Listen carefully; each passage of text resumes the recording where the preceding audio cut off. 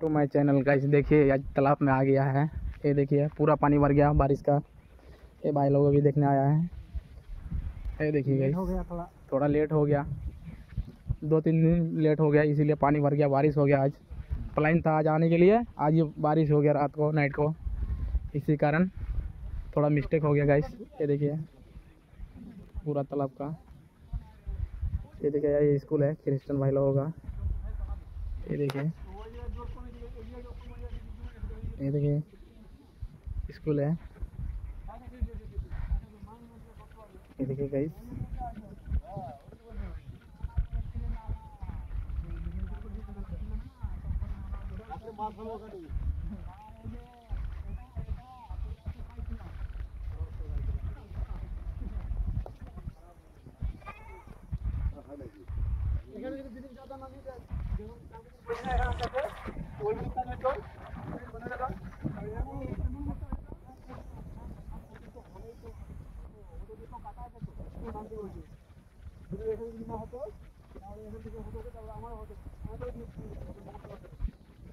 प्रणाम जी, अपना नाम हो